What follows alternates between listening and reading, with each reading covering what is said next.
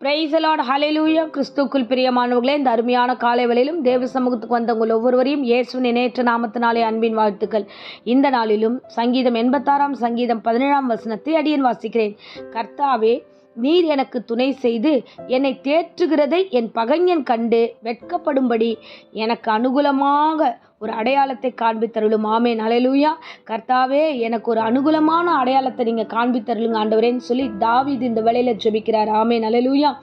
தாவீதுடைய வாழ்க்கையில எத்தனையோ போராட்டங்கள், ஏராளமான போராட்டங்கள், கைவிடப்பட்ட சூழ்நிலைகள், எத்தனையோ நெருக்கடிகள், எல்லாராலும் அவமானப்படுத்தப்பட்ட ஒரு சூழ்நிலைகள் எல்லாம் வந்த பொழுதும் அவன் தேவனையே பற்றி கொண்டிருந்தான். தேவனை விட்டு அவன் கடந்து போகவே இல்லை.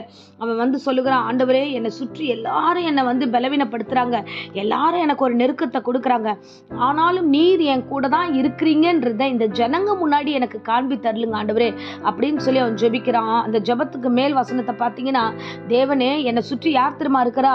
அகங்காரிகள் இருக்கிறார்கள், எனக்கு விரோதமாக எழும்புகிறவர்கள், கொடுமைக்காரர்கள். ஸோ என்னை ஒரு கொடுமை செய்வதற்காகவே ஒரு கூட்டத்தார் எழுந்து நிற்கிறார்கள்.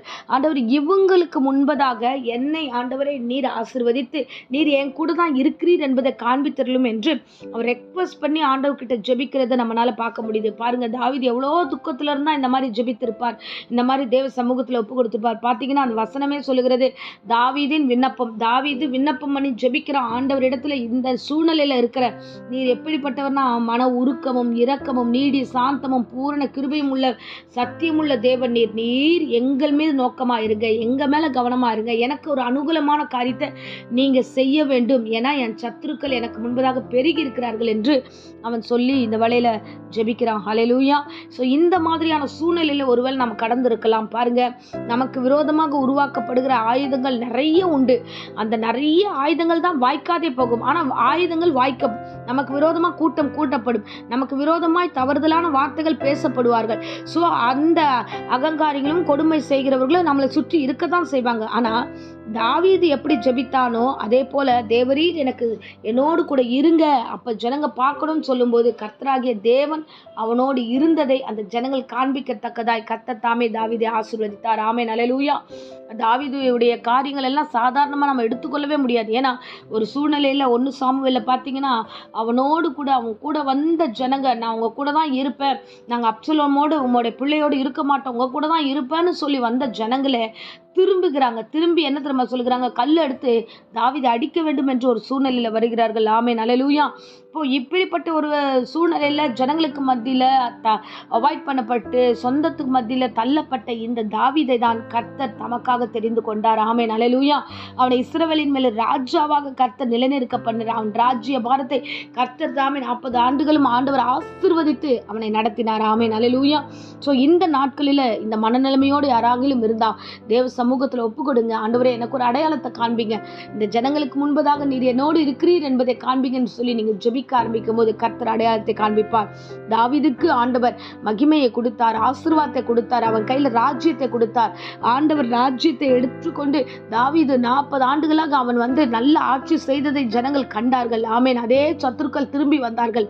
ஸோ இந்த நாட்களில் நீங்கள் ஜெபிக்கிற ஜெபத்துக்கு எல்லோரும் கர்த்தர் திரும்பி வர செய்வார். எல்லா சத்துருக்களையும் முடங்க செய்வார். அகங்காரிகளையும் கொலைக்காரர்களையும் விரோதமானவர்களையும் ஆண்டவர் ஒன்றுமில்லாமல் போக செய்வார். உங்களுக்கு அனுகூலமான கதவுகளை கர்த்தர் திறப்பார். ஆமென், ஹல்லேலூயா. இதே மாதிரி தான் தாவீது மாதிரியே தான் கிதியோனும் பயப்படுறான். ஆண்டவரே, நீர் தான் என் கூட இருக்கீங்கன்னா எனக்கு ஒரு அடையாளத்தை காண்பீங்க ஆண்டவரேன்னு சொல்லி ஜெபிக்கிறான். பாருங்க, 6ஆம் அதிகாரம் நியாயாதிபதிகள் 6ஆம் அதிகாரம் 17ஆம் வசனத்தில் வாசிக்கிறோம். பாருங்க, உம்முடைய கண்களில் இப்போது எனக்கு கிருபை கிடைத்ததானால் என்னோடு பேசுகிறவர் தேவரீர் நீர்தான் என்றால் எனக்கு ஒரு அடையாளத்தை காமிங்க ஆண்டவரே அப்படின்னு சொல்லி அவன் ஜெபிக்கிறான். அவன் ஜெபிக்கும் போதே கர்த்தர் அவனோடு கூட பேசுகிறார். உனக்கு சமாதானம் உண்டாகட்டும், பயப்படாதே, நீ சாவதில்லை. ஸோ இந்த ஜனத்துக்கு முன்பதாக நான் உன்னை நடத்துவேன் என்று சொல்லி கிதியோனை கர்த்தர் நடத்தினார். ஆமென், ஹல்லேலூயா.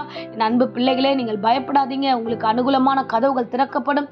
தேவன் அடையாளங்களை காண்பித்து தருவார். இன்றைய தினத்தில் உங்களுக்கு பெரிய அடையாளங்களை கர்த்தர் உங்கள் கண் முன் காண கர்த்தர் செய்வார், பெரிய அதிசயத்தை செய்வார். ஆமென், ஹல்லேலூயா. ஆகையால உங்களை சுற்றி இருக்கிற மைனஸான எந்த விஷயத்தையும் பார்த்து பயப்படாதீங்க, ஜெபம் பண்ணுங்க. தாவீது ஜெபம் பண்ணார், கிதியோன் ஜெபம் பண்ணார், நீங்களும் ஜெபம் பண்ணுங்க. கர்த்தர் உங்களோடு இருந்து உங்களை வழி நடத்துவார், முகமுகமாய் நடத்துவார். பயப்படாதே என்று சொன்ன தேவன் இந்த பிரசங்கத்து மூலமாக உங்களோடு பேசுகிறார். ஆமென். ஆகையால எதை குறிச்சும் பயப்படாதீங்க, எதை குறிச்சும் யோசிக்காதீங்க. கர்த்தரை நோக்கி ஜெபம் பண்ணுங்க. ஜெபத்துல ஒரு பெரிய வழியை கர்த்தர் காண்பிப்பார். இதே நாட்கள், இந்த நாட்களில் கர்த்தர் ஒரு அடையாளத்தையும் காண்பிப்பார். நீங்கள் அடையாளத்தை வைத்து ஜெபிக்கும் போது அந்த அடையாளம் அனுகூலமாய் மாறும். கர்த்தர் உங்களை ஆசீர்வதிப்பார். இப்பொழுதும் அடியேன் உங்களுக்காக ஜெபிக்கிறேன். அன்பு ரட்சகா, இந்த அருமையான தருணத்தில் கர்த்தாவே அப்பா, இன்றைக்கு கொடுத்த வசனத்துக்காய் நன்றி நன்றி ஆண்டவரே. எங்கள் சத்துருக்கள் வெட்கப்பட்டு போகத்தக்கதா எங்களோடு நீர் இருக்கிறீர் என்றதை ஆண்டவரே ஒரு அடையாளத்து மூலமா காண்பியும் என்று ஜெபித்தது போலவே எங்களை ஒப்பு கொடுக்கிறோம்.